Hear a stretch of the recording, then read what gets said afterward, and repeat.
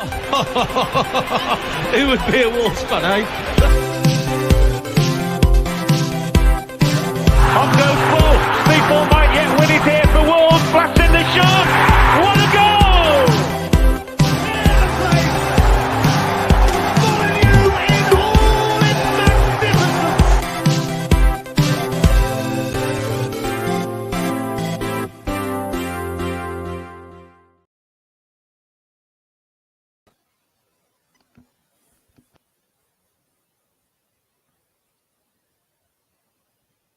Evening Wolves fans, Little Dan here with the latest Wolves Fancast match preview episode. By the end of this episode, me and Eddy said before the show, tonight's going to be all about positivity. But if Jeff Shee hasn't handed in his resignation by the end of this show, heads will roll one way or another. Thanks for joining us tonight, as I said, on the Wolves Fancast. Follow us at Wolves Fancast on Twitter, Facebook, Instagram, and hopefully you'll subscribe to the channel by the end of this show. On tonight's show, I've got Eddy from at Wolves Shirts, at Wolves Football Shirts on Instagram, Josh Lem, and new guest who's joined us tonight, Tommy, who I can see is still on mute and just unmuted himself. How you going, Tom? Yeah, thanks for having me. Yeah, really good to be here. And I don't have any of the social media, got rid of it, so I'm low profile. But yeah, thanks for having me. That's it. Avoid the toxicity, Tom. I like your style there. It's been another big week, another frustrating week for Wolves. The latest sort of rumours coming out from social media this week is that Ruben Neves looks to be edging closer to exit in January, with Barcelona still leading the race. Talks of a fee less than 50 million. Also talks of an option, loan move with an option to buy. I'm going to come to you first on that, Josh. What's your thoughts on Neves going out on loan with an option to buy in January? I can't believe it. I hope it's not true.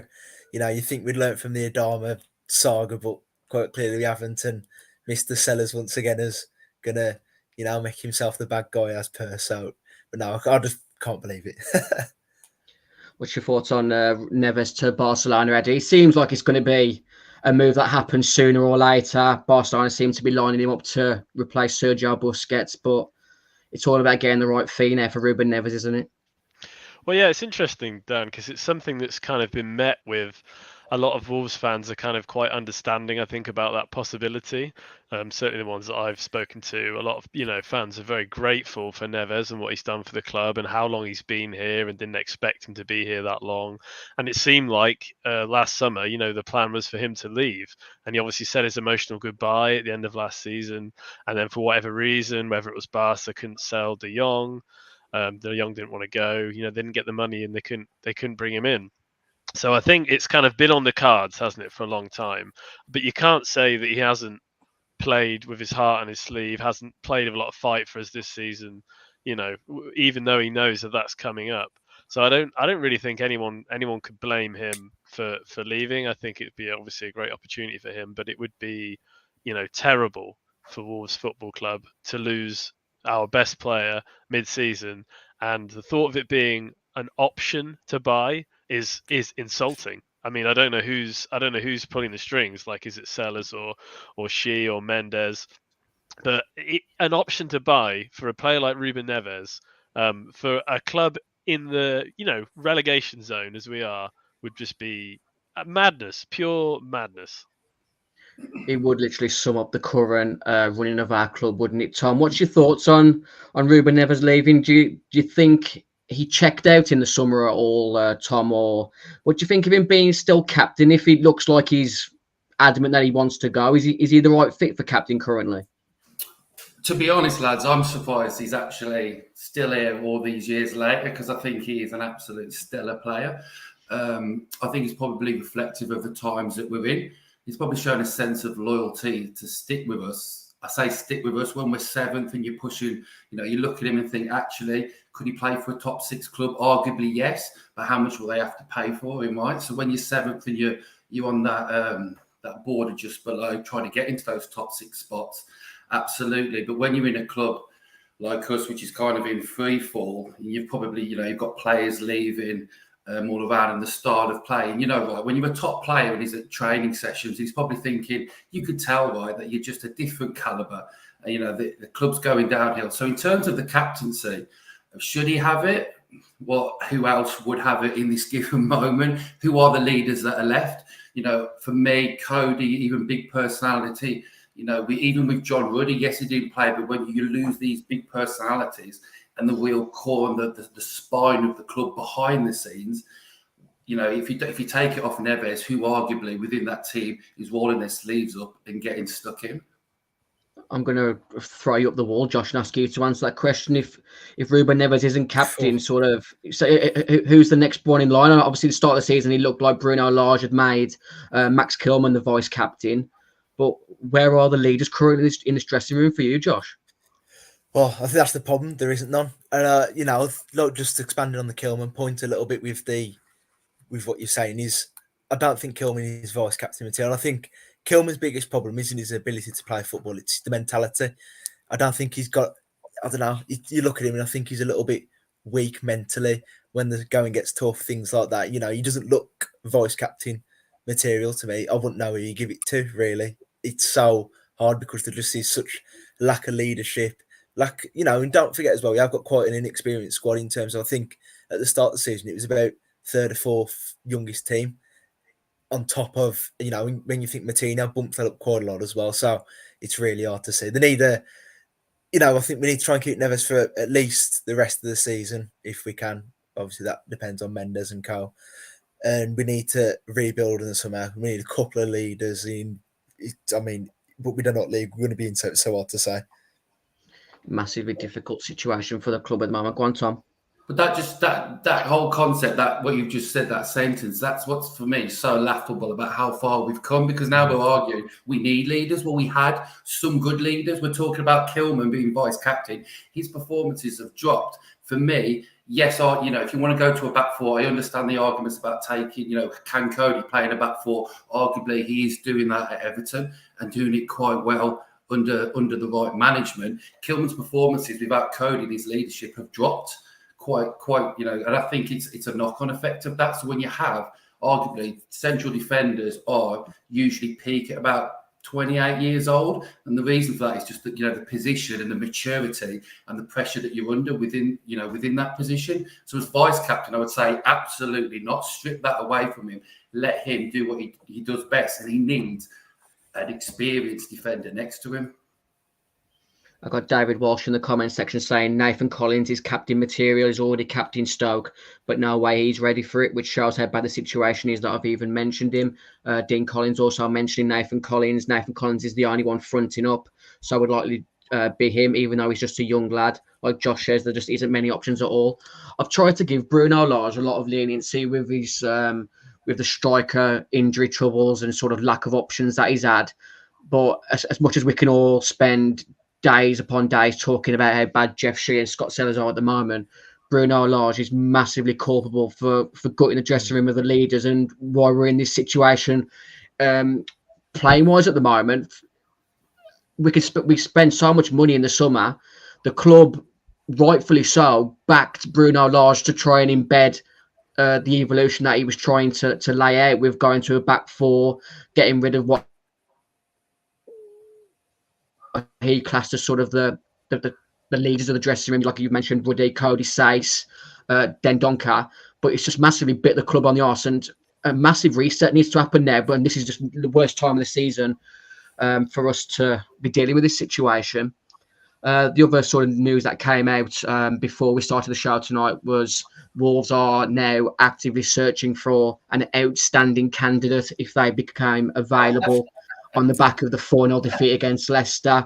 Also, Liam Keane mentioned that Unai Emery, who's recently taken over at Aston Villa, was never on the Wolves' radar for the outstanding candidate role that they were advertising on LinkedIn and whatever daft websites I believe they were trying to use to get a good manager in.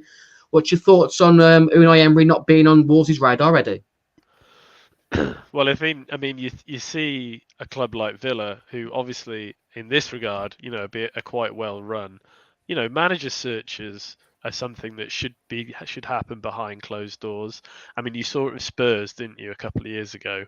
It's just embarrassing when you see a club publicly go for manager after manager after manager, and then they turn them down. And Emery would have been in place before Gerrard went. Simple as that. Simple as that. And we should have been in the same position. We shouldn't have been letting Lage go without someone lined up. Whether there was this, obviously Lopetegui's dad and the situation with him not wanting to leave Spain at the moment. Maybe that's unforeseen, but for whatever reason, we didn't have anyone lined up, and it's made us look a bit of a shambles, really. And Emery is a quality manager. You can't doubt his record, certainly in Europe, and he would have been, obviously he can speak Spanish. I'm sure he'd try his hand at Portuguese. I think he would have been a good fit for the club. And as I say, it's a bit of embarrassment, really, that he's gone to Villa and we weren't even considering him. A laughable situation, Tom. What's your sort of feelings on Jeff Shea, Scott Sellers at the moment, Tom? Where do you stand on who's the main protagonist of our downfall, or is Scott Sellers just a villain behind Jeff Shea pulling the strings? How long have you got? I think he's just he's the fall guy. He's the yes man. We're arguing about Unai Emery and getting him in. I would expect a manager of that ilk, that caliber, would want full control, full say over what he's doing, or at least a large chunk.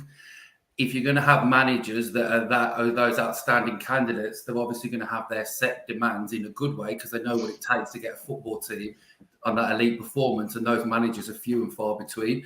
But I think to answer your actual question, I think it's probably a knock-on effect. I think Fosun have probably looked at it. I know we spent money, arguably, but I think it's more just around Mendes's clients recycling that money. And in terms of Scott Sellers, he's fundamentally all they want is a yes guy. Scott Sellers is probably just doing exactly what he's told to do. He won't rock the boat. So it's just where the actual blame lies is anyone's guess, but it's going to definitely, these things trickle from the top down. And I know taking it away back to Nuno's days, you heard those rumbling towards the end in terms of, with that transfer budget, we're not going to invest. We're going to have to resell players to get money in. Then we go 2 years forward, and then we're given a manager who arguably did have a small bounce. And I know we were sixth, but then we went into absolute freefall with no real proven track record. When the previous manager had us back-to-back to seventh to then give 120 million to. So I just think that it just looks like you're making it up as you go along, and especially when you're a fan and you're super passionate about it.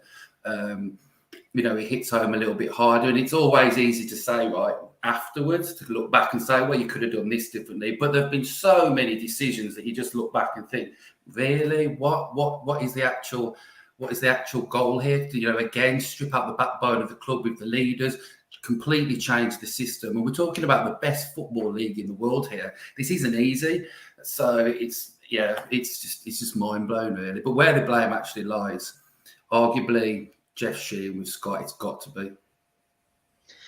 Yeah, for the audio listeners out there tonight, Tom, our new guest, has got a pumpkin behind him, and Stu in the comment section has said Tom's pumpkin would have more football knowledge than Jeff Shea. Drop a like in the bottom left hand of your screen if you agree, because I think there's going to be a lot of Jeff Shea negativity tonight. I was going to say slander, but most of it I believe is going to be quite justified. One of the sort of rumours that came out yesterday was during Wolves' open training session at Molineux that Diego Costa appeared to limp off at the end of the training session. That would literally sum up our current plight, wouldn't it, Josh? I think the phrase, when is it going to end, Robbie, just springs to mind straight away. It's unbelievable. But am I right in thinking it happened last year on the Halloween training session? Someone went off injured.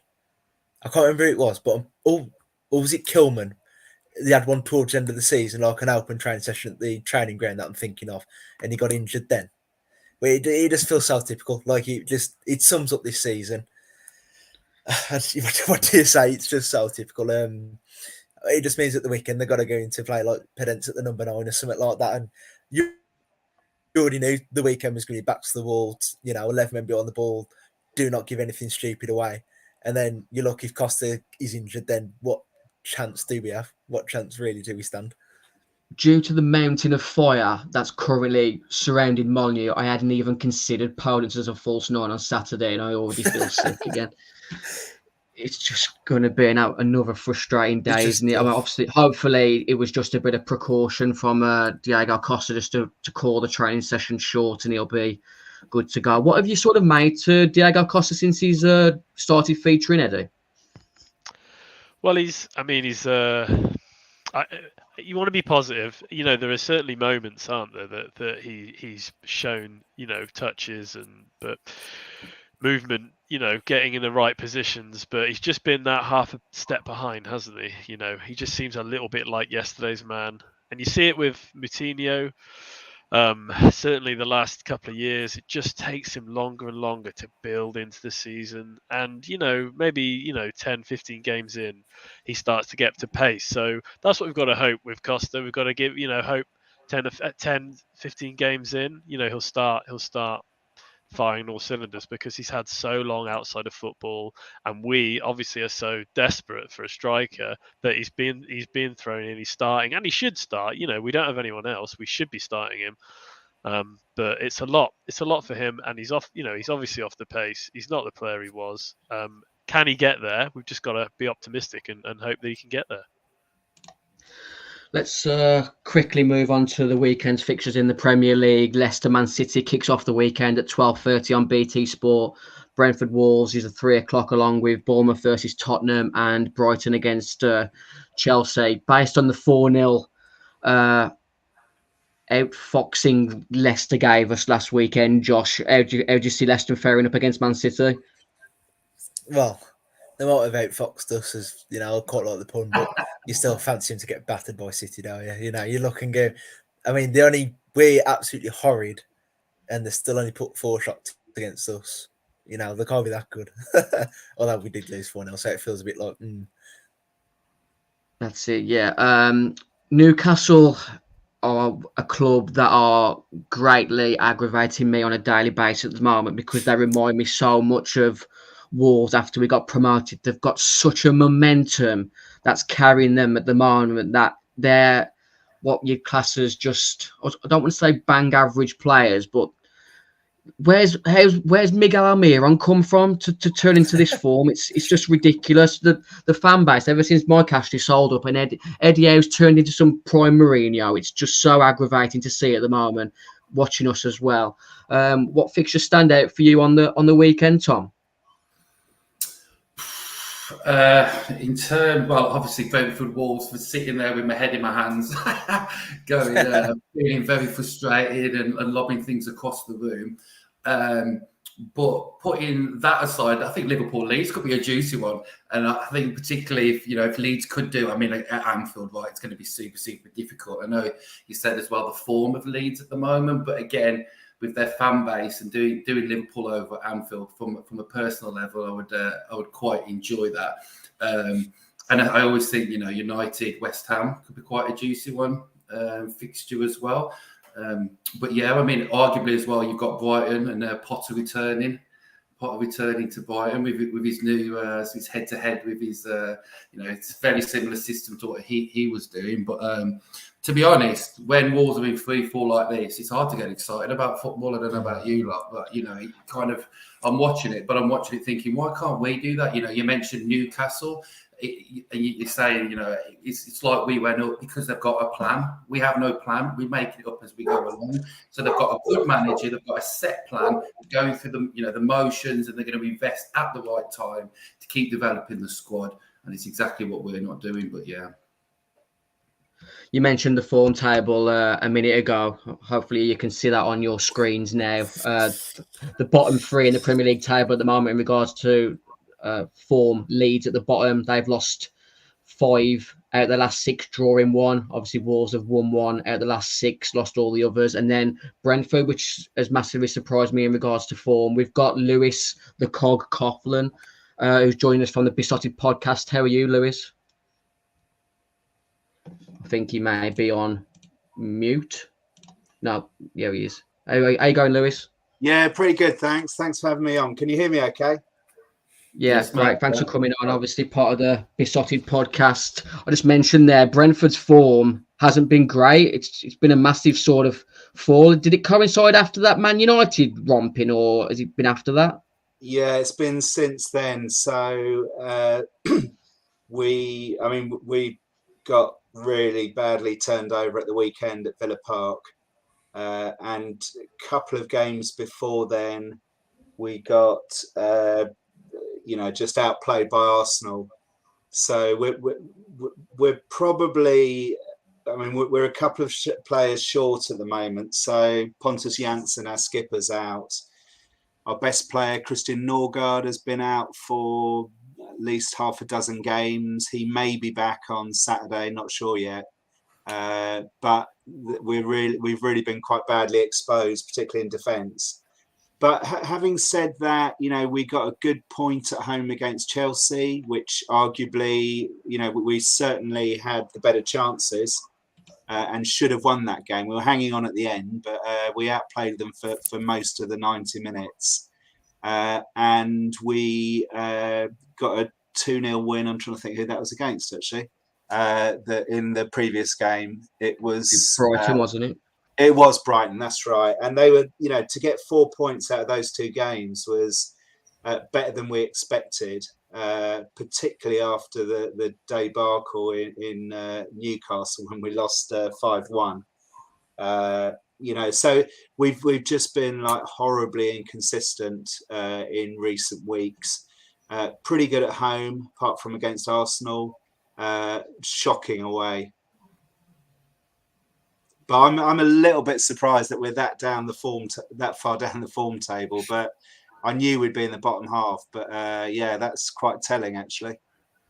Obviously, I think you had a bit of misfortune last Sunday. Aston Villa sacking Steven Gerrard before your fixture. Those players who have been sort of down in tools the last 6 to 8 weeks on Gerrard really decided to put in a performance against you, didn't they? Yeah, they did. They were just much, much better than us. But whereas the Newcastle game where we lost 5-1, that was just a series of shocking individual errors. And actually, the pattern of play wasn't bad. Apart from when we were giving them goals, we actually matched them. We were really poor on Sunday. Certainly the worst performance of the season. And that was quite worrying because it was from front to back. We were really average, giving the ball away, not winning second balls, errors all over the place. So a lot of us were really worried after the Villa performance. They were good, to be fair, but they weren't. We made them look like Man City or something, and they're certainly not at that level. I did mention just there that you had a bit of misfortune getting Villa on the back of the Gerrard sacking. Josh, is there any team Brentford could have hoped for at home this weekend better than Wolves?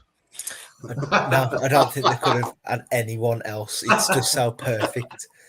Absolutely unreal. It's like down there, it's like picking me 2 blocks, Nicky misses out really at the weekend. You can just see it being a bit of a die game. See, Brentford versus Wolves is 3:00 on Saturday. Drop a like in the bottom left if you're travelling down. Tom, what have you sort of made to Brentford's start this season? Obviously, a bit of a bad run recently, but do you feel there's maybe a bit of second season syndrome on the way for them? No. To be fair, I was surprised at the form guide that they're so low in terms of the form guide. I wouldn't say I'm a huge, apologies, Lewis, massive Brentford follower to keep on top of absolutely everything that they're doing. And I sound like a stuck record, but I think they've got a fantastic manager. I think, yes, they've come up from the Championship. The first season blown it completely out of the water. I know you're talking about second season syndrome, arguably. It's just a run of form. These things happen, especially when you're new to the Premiership. It's unforgiving. You make 1 or 2 errors, and before you know it, the games run away with you. They've got arguably one of the best. Well, I'd say the best, but one of the the top 5 strikers in the Premiership. I think Brentford have done an absolute stellar job. It's not easy to come up, but I think a lot of it's a well-run club, and they've got a manager I really, really rate as well. And it'll be interesting as well on a side note to see if there's any drones above the pitch this year I've forgotten about that. I haven't heard with you, Lewis. Yeah. I'm not sure. We don't want any of that nonsense. No. You look at the league table there, Brentford in 11th position with 14 points, just 2 points behind Liverpool in 8th. Wolves currently languishing, joint bottom with Nottingham Forest on 9 points. But a win for Wolves could help them jump out of the relegation zone. It is a massive game on Saturday, isn't it, Eddie? Yeah, it's huge, and it's fair to say, across every fan that's watching the game or listening tonight, a win would just do absolute wonders for the club at this point and the fans. I mean, to be honest, I'm sure that Brentford are feeling the same way after last game and come and play against us. But we need a win. God, we'd love to see some goals. I mean, like we've already mentioned Ivan Toney, but what Brentford they put 5. You put 5, Lewis, past Leeds, didn't you? That was That's right. Yeah. a few weeks ago. We scored 5 goals all season. To put that in context, so we are just. I mean, what's the best we can hope for? 1-0, but we take it. We take anything at this point. But yeah, Brentford away was a big win for Bruno Lage's Wolves. I think it was maybe last January. Josh, what was your memories from that game apart from the drone? Not many. I think I remember it was the Martino and Neves masterclass, wasn't it? And a little bit of the shit house to go with it. They made the difference on the day, and we had I think there was a lot of bad blood after the first game with the dark arts and stuff of like Raya changing his gloves in the second half and stuff. So a lot of a bit of it spilt over from that. And it was the thing is, it was like you look back and that our year peaked last January when we won 4 games in a month. That was the peak of our season and our year. It's like Jesus Christ, that feels like such a long time ago. We've got Majestic T asking Brentford just missing a bit of composure. How big has the loss of Christian Eriksen been, Lewis? And give your dog a pat from me. Yeah, it's next door neighbours actually. Let me close this. Yeah, I mean, he was certainly instrumental in keeping us up, and he brought a lot of quality to a team that was, brand new to the Premier League. So, but actually, we started the season so well, including beating Man United with Eriksen 4-0. So he was quite quickly forgotten about. But I think as the season's moved on, particularly without Norgard in the centre of the park as well, we are feeling that he just brought such calmness, as your fan there was saying.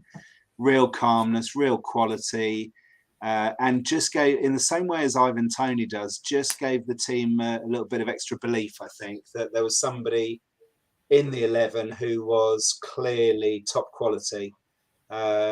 So yeah, he is a big miss, but I think we've kind of moved beyond him, and we just need to get a few results strung together, and we'll forget all about him again. David Walsh getting in the comments section. Reckon Nathan Collins can keep Ivan Toney quiet the weekend. Costa to grab his first goal. Must get a bet builder on. What's your sort of thoughts on Nathan Collins and Kilman coming up against Ivan Toney, Eddy? Well, it's interesting actually. I wondered if we, talk a little about the Wolves team and how we'd line up. And I mean, in a second, my good friend.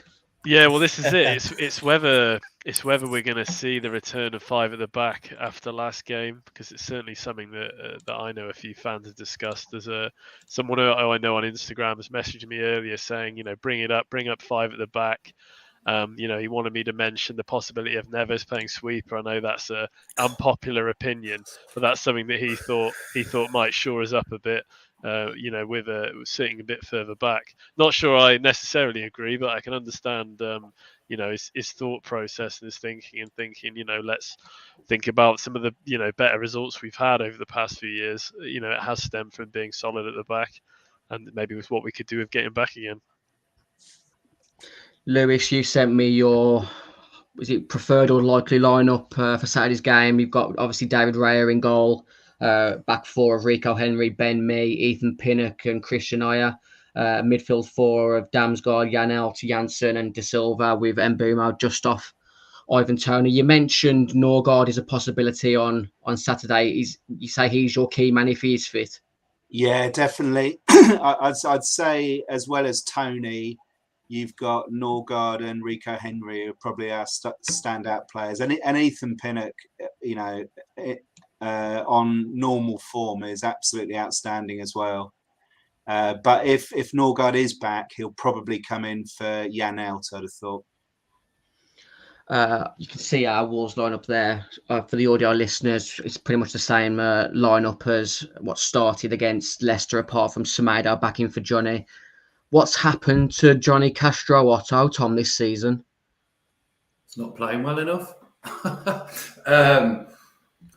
Mate, we could pick out Johnny individually, but I think collectively, bar one or two, you could go across the whole squad and say they've underperformed. But I think Johnny in particular is probably because, a couple of years, a year or two ago, he was absolutely stellar for us, wasn't he? What's happened to him? It could be confidence coming back from an injury, confidence running the team, not belief in the system. Hey, some players need a good run of games to kind of get their form up. But if against the game against Leicester, again, it was a wonder strike for the first goal, but leading to the free kick, he got tore apart for the second goal with not tracking the runner. So arguably, there's 2 goals in the Premiership. That's the game done. Now, I'm not single-handedly blaming Johnny, but he's been quite drastic in terms of the performances and how he's dropped off. But again, coming back from an injury, having such a squad that's quite poor, in my opinion. Sometimes you weigh heavily on players that performed for you in the past that might be thrown in too soon. So, you're second guessing, but there's certainly been one hell of a drop off in form for him. But arguably, quite a few of the others too, right? Boda Safar in the comment section. If Jean Martino is dropped for Boubacar Traore and we start Semedo instead of a 2 times ACL sufferer, I think we will win 2-0. What's Boda been drinking tonight, Josh, to suggest that Wolves could win a game by 2 goals? I want to know where he's got the idea that we're going to score 2 goals from. He must be. He's got a long weekend. There's something coming up because, dear me, mate. Look, where are you getting that from? I mean, just looking at the team now, as much as this might sound really controversial, at what point do we just go and you put Hwang in? Because I think you're going to need runners. You're going to need to match the runners in Brentford's team. They're always going to outrun and outwork you. At what point do you go, well, Pedence's out of form as much as I love the guy. Adama's Adama. Obviously, Costa Hwang might come in anyway through if Costa's injured. But you look and just go, it's going to be a game where we need to run, going to have to work off the ball, and you just go, well, put Hwang in because at this point, what you got to lose? We're losing with our best players. We're not chucking our crap players and see if we'll lose. That's it. I made this comment the other day about our so-called better players. If Wolves do get relegated, their agent Jorge Mendes will have moves orchestrated as soon as the final whistle goes and confirms our relegation, won't they? Let's get positive for a second, Eddie. Let's talk a little bit about Hugo Bueno. Yeah, I thought you might mention Bueno when you're talking about positives. I mean, he's had a great last couple of games, hasn't he? Obviously, an assist on his debut was fantastic, and it was the right decision to pick him, against Leicester again, and he was the best player on the for certainly from Wolves' perspective out there. So I'd love to see him start on Saturday against Brentford, and Hodge as well getting his debut. That was great to see. So there are a few positives with the young lads coming in. James Storer signed his first professional contract today as well. I just saw Wolves announce that. So there's a light at the end of the tunnel when it comes to the players coming through. Lewis, tell us about your right winger De Silva. If my memory is correct, I think he had a bit of a fortunate goal against Man United. But tell us a bit more about the guy. He's had a frustrating time. When we went up in the Championship, he was really, really outstanding, and everyone thought he was going to take to the Premier. We're obviously apprehensive, but we thought he was one player who, along with Tony, probably was going to fit quite comfortably into playing at a higher level. He had a really bad injury, so didn't start last season at all. And he was just back for, I think, maybe one game before we played you at home.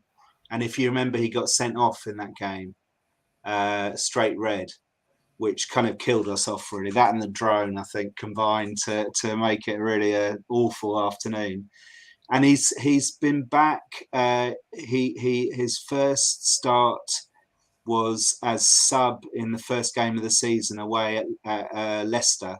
And he scored an absolute fantastic left foot curl, a real trademark goal from him, cutting in from the right, curled it around the keeper. And we all thought Josh is back. And actually his performances since have been, you're quite right. He got a lucky goal against Man United. He played quite well against them, but it's difficult to know whether it was a bad injury he had, and he was out for a long time. It's difficult to know whether he's just kind of maybe working his way back gradually, or whether actually that injury has seriously harmed him as a player. So the jury's out, really. He's been on the bench more often than starting this season. But you always feel with him is like one game away from recapturing it and really going on a good run. He's a very powerful runner with the ball. The ball kind of sticks to his foot, and he's so strong that people can't dispossess him. And normally he uses the ball really well as well. He doesn't do a whole load of defensive work. That's certainly a weakness in his game. But that was my next question, Lewis, because I think Christian Ayer isn't going to be a fullback that bombards forward a lot, is he? So that sort of battle up on the right and our left, Hugo Bueno, and if it's maybe Podence or Huang, or I don't know, even if they have to crowbar Steve Froggatt back for all I know, it's going to be a battle on Saturday. But what's Josh De Silva like in regards to sort of tracking back? You say it's not one of his best attributes. Doesn't come naturally to him at all. He doesn't really like a challenge either, to be honest. Ayer, you're quite right. He's not going to be causing the same problems on the right that I expect Rico Henry will be on the left. And I think at the moment, and Ayer was shocking against Villa. But without Hickey, we haven't really got any other options at right back, because the wing back on Sunday, Roerslev, was even worse. So I don't think Roerslev will feature. I think it will be Ayer. He's actually more of a centre back than he is a right back, but he can play either. But I think that's where you might get a little bit of joy actually on down your left if you've got some strong players there. We're certainly stronger left-hand side. If you look right, me is a good player. He might be left, he might be right with Pinnock. They're both left-footed. They're both very good players. Henry, as I've said, is really strong. And Damsgaard, everyone knows what a talent he is from, watching him in the Euros for Denmark. He absolutely took that tournament by storm, but he's not really acclimatized very well yet. But I still think we're going to be stronger down the left than the right. What's the battle between Adama and Rico Henry looking like for you, Tom? I sound like negative Nelly on this podcast because, going forward, absolutely, potentially, it's Adama. He's a little bottle of pop. Could pull something out the bag, but let's not be expecting him to track back in any way. So hopefully Henry doesn't actually go forward, because Adama is pretty much glued to the halfway line against Leicester. But I think collectively, even across the whole of the team, if I was looking to this game, we just need to go back to extreme basics. Let's not overplay. Let's keep it really compact. Let's treat Brentford with a high level, massive level of respect, and not think that we're grandiose because we're really in dire straits at the moment. Try to keep the space between the lines as small as we can. But hopefully, Adama, can pull something out the bag, because when you look at a team, when I'm looking through the line and the rest of the players and who's actually got something in their kit bag at the moment to do something, because Adama's so unpredictable. Maybe you can, if we keep it tight, don't concede, Lord knows how, then maybe we could squeeze a 1-0. But apart from that, I'm struggling. It's another massive game. What was your thoughts to a few people we've had in the comments section, Josh, about reverting back to a back five? I don't see it myself. I really don't. I mean, that's what the clamour for it is. We don't score enough goals as it is, and you want us to reduce our chances even more. The only thing I could say in defence, I mean, don't forget we've only got 3 centre halves, and obviously the problems that come with that. I also think the only thing I'd say in favour of it would potentially be enable the wing backs to push further up. But I mean, you look at take it like a Bruno system last season. Like Semedo's not going to get you many goals or assists. Obviously, Breno's a bit different. He might, but I don't know. I don't see it myself. I feel like that we've done that one now. We've done that 5 at the back. It's not going to get that bad again. Just stick with a 4. You might as well. What's your thoughts on this comment from Ed Marshall? Eddie, I dropped Diego Costa even if he's fit. I'm less than impressed. I think it's just a case of who's coming in instead. That's the thing, really. And I actually think Hwang, has been playing okay this season. I know he's been really suffering thanks to the excluding that Newcastle game. Clearance against Newcastle. Yeah, I know that was obviously not a good decision by him, and it arguably cost us the result. But what he'll do is he'll work hard. He'll work hard for you, and at some point, you've got to think about what the system, either at the club or the coaching or in terms of, the people at the top. We're bringing in players like Hwang or like Guedes, or even a few years ago, Willian Jose, that were scoring, 10, 15 goals a season for their clubs, respectively. And they come to Wolves and they can't do anything at all. And why is that, really? What's the reason behind that? So it's something to think about as well. Thanks to everyone who's joined us tonight on the Wolves Fancast match preview. The 5,000 live viewers. I mean, I know there's only 50. It gives me a bit of an ego boost. Drop a quick like in the bottom left if you think Wolves can pick up a result. Drop us a comment if you think Jeff Shea is an absolute idiot and needs to leave before the weekend. I'm going to come to the worst part of the show, which I hate doing, is the score prediction time. I'm going to come to our guest first, Lewis. What's your thoughts for Saturday? Brentford at home against the second worst team in the form table, Wolverhampton Wanderers. I'm putting words in your mouth here, Lewis. I need you to go viral with a big prediction, which hopefully goes wrong. Yeah, 1-0 Brentford. We would settle for that. You're having problems scoring, as is obviously worrying you. We'll just go for like a scrappy 1-0. I think we need to get some points back on the board. Come to you, Tom. First appearance on the Wolves Fancast match preview. What's your feelings? Saturday, Brentford, 3:00. Unequivocally 3-0 Brentford. Brace from Tony and Wemo from outside the box. That's your bet builder. Get it on, 10 quid. Love it. This is why I brought Tom on tonight. We need more negativity within the fan base. We need Jeffrey out by Sunday morning. It's too far gone now. The fish rots from the head.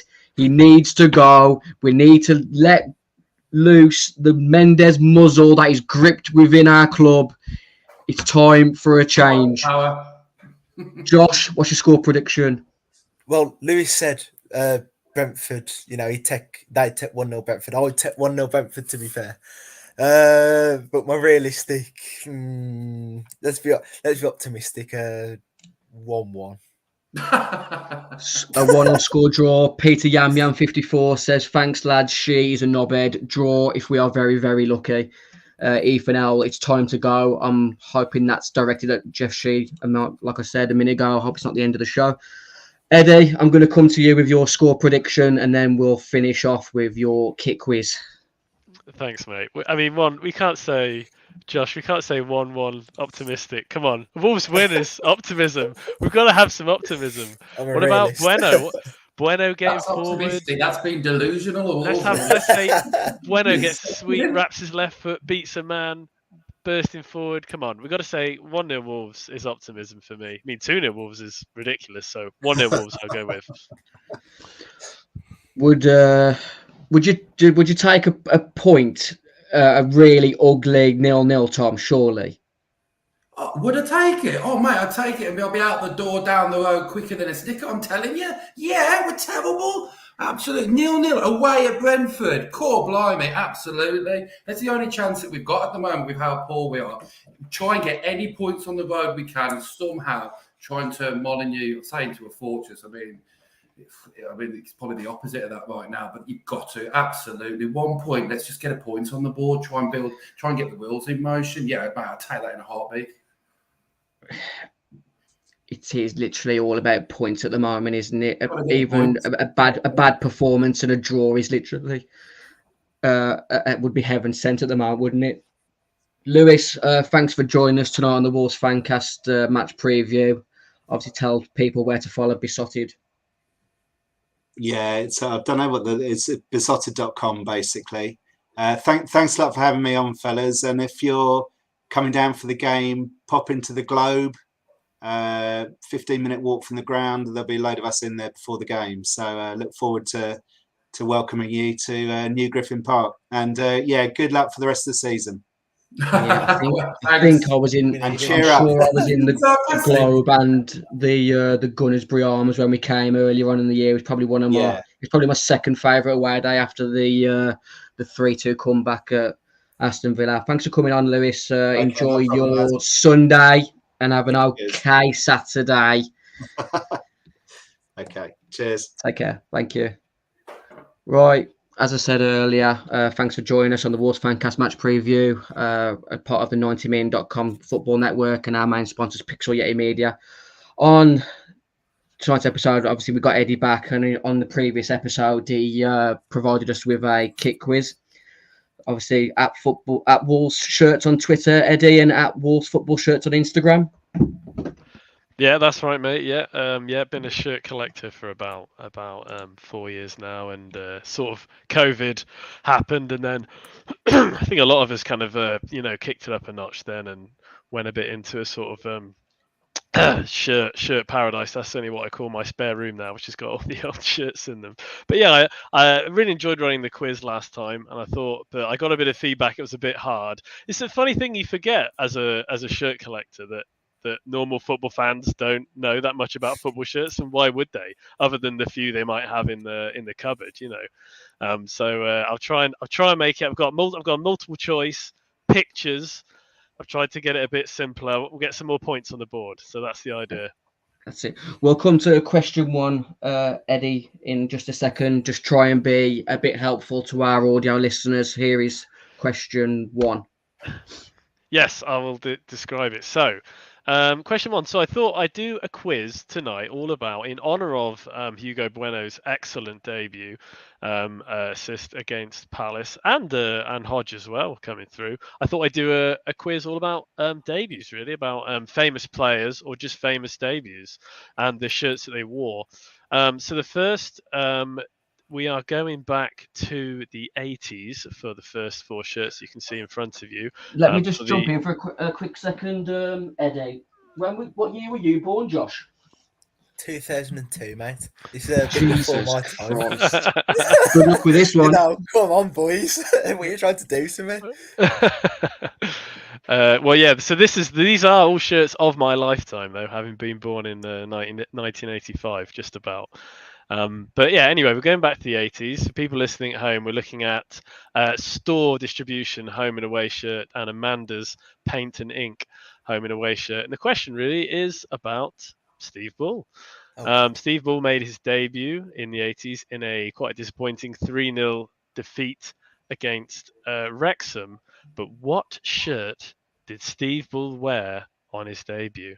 A, B, C, or D. You're gonna have to score yourselves, by the way, lads. Score yourselves, and if you're listening or watching at home, score yourself. I didn't do very well with the scoring last time, so keep a track of your answers in the comments sections, guys. For those who are joining us live on YouTube, Twitter, and Facebook, who are you going to first? I'll go with.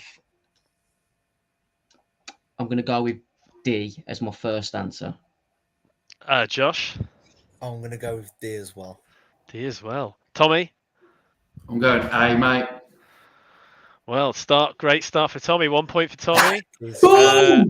Very good. Yes, and it wasn't actually a shirt exactly like that. He wore long sleeves. Interesting enough, I believe on his debut, he only wore long sleeves once or twice at the very, very start of his career, and ever since then, only ever wore short sleeves, even on the cold days. But yeah, the store distribution, and there's a bonus point. Would anyone like to tell me what year he made his debut? 86.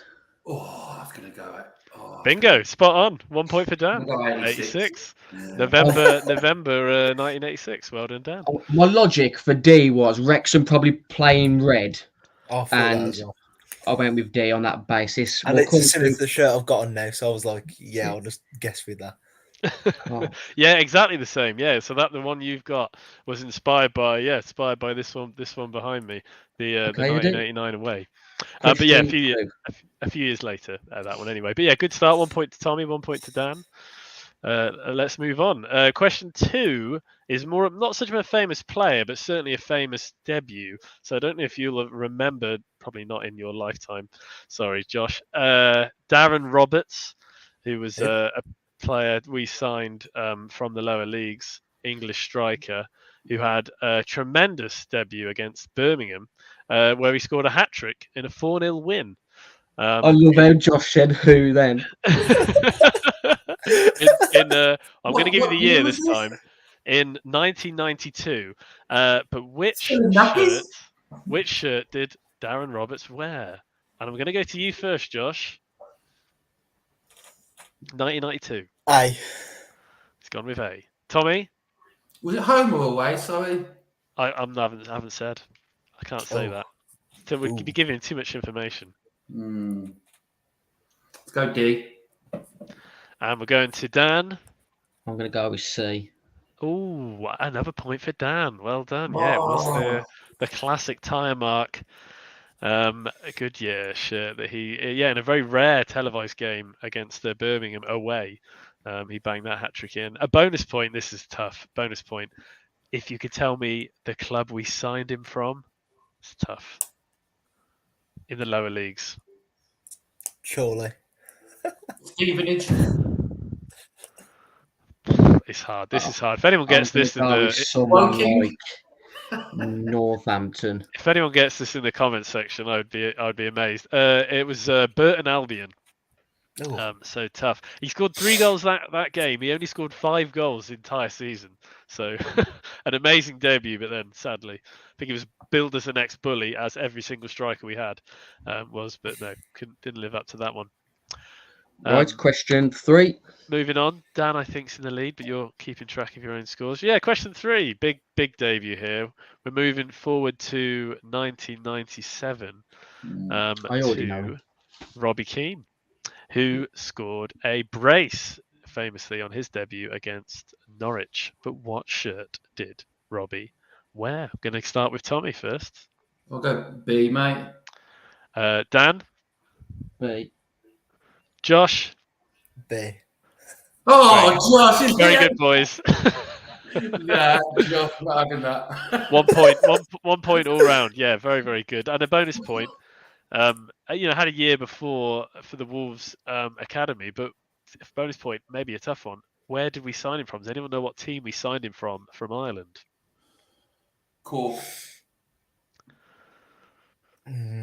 I'll just guess at Dundalk. Not a clue. Just tough. Crumlin United. Again, impressed if anyone's in the comments sections coming in with that one. A toughie. But yeah, 1 point all round. Well done, boys. Martin W in the comment section. I was there. We'll take your word for it, Martin. You're showing your age. Right, what a game to be at. Surely. And if was I correct in saying this, Eddie, that Robbie Keane was number 8 that day? Yeah, I believe so. Yeah, he wasn't his normal number 10. Certainly number 8. Yeah, that sounds about right. Question 4. Yeah, I thought I'd go goalkeepers, and I'm repping one of those shirts right now. We're moving forward into the late 90s with Michael Oakes, of course, who we signed from Aston Villa, who made his debut in a 1-0 defeat against Tranmere But what shirt did he wear? And we're going to start with Dan. I'm going to go with C. Josh. I'll go with B. And Tommy. I can picture him in them all. Did he wear them all? I'm I gonna don't go. think he wore A or B, did he? I'm gonna go for. I'm gonna go A. You're going to go A. Dan. Very good knowledge from Dan. No, I don't think he wore A or B. C was the one that he would have wore on that day. And There's a great urban myth about Michael Oakes having a bigger cock than Dion Dublin. Maybe that's the moment that's going to go viral, Dan. Thanks for that. That's it. Question. have you got a bonus question for this round, Eddie? Bonus point. How big is the cock? Yeah. I was told he had to strap it round his leg. It was that big. How many inches is no? No. Let's move on. We'll move on. I can't top that one, Dan. We'll move on. It might have been a fact, but I was told it was a myth. What's the bonus question? Because I want to run away with this. Because I want to have more points than Wolves by the end of this quiz. Go on then. What year? Bonus point. Go on, what year? What year was his debut? That's the bonus one. Shout it out. Michael Oakes' debut. Michael Oakes. Yeah. What year? 99. 97. 98. It was 99. Dan gets it again. Another point for Dan. He is running away with it. Encyclopedia. There's a reason I do these hosting, lads. Just let me out there. I know all about Michael Oakes' cocks and goalkeeping cocks from the 1990s. Question 5, Eddie. Right, almost so, lads. 2 questions to go. Thought we'd move forward to a nice one in the early noughties, and a player who was quite important for another club before he came to us, Dennis Irwin, who started the season with a 0-0 draw. And I won't say who against, but what shirt did Dennis Irwin wear? I think it's time to start with Josh. So, Josh, what was his debut shirt for Wolves? I was hoping you was going to say like who they was playing, and that might give me I'm hand. not But say. I'll go for C. Tommy? Well, I was about to go for B, but then Dan started nodding, and Dan seems to know absolutely everything. So, do I stick to my? I'm going to still go B. Just think that Dan was bluffing, but it'll end up being C now. B. Dan? I believe it was C. A 0-0 away trip to Bradford on Sky TV. Amazing, very good. You know what I mean? That's what I'm here for, lads. That's what I'm here for, lads. He's even got the bonus. Michael Oakes' cock and Dennis Irwin's debut. That's what I'm here for. You need to get out. Drop a like in the bottom left of your screen if you're impressed with my knowledge on Michael Oakes' cock tonight. Very good, Dan. Yeah, and Bradford as well. Ethan Hall's in the comment section. Doritos kits were so good. That was wonderful shirts. Yeah, no, but that was the bonus point. Paul Ince didn't even feature that day. Wasn't fit apparently. So there we go. Maybe he had a little tear in his ACL. We thought we wouldn't get him out there. If only we could have learned those lessons 20 years ago. Are you telling me I answered the bonus question before the question? Yeah, you've got there, mate. You've done it. That's what I'm here for, lads. Question 6. Right, last one, lads. Moving forward to one of my favourite players, Deadly Dave Edwards.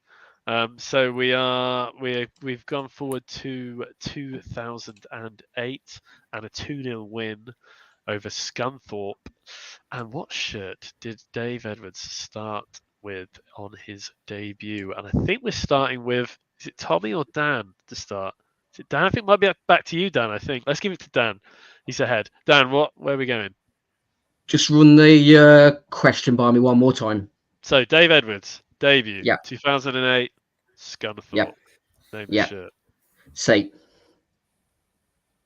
Josh? D. Tommy? If I'd gone first, genuinely, I'd have gone C. I'm not just copying the all-knowing Oracle, but I reckon C. No points there, lads. It was A.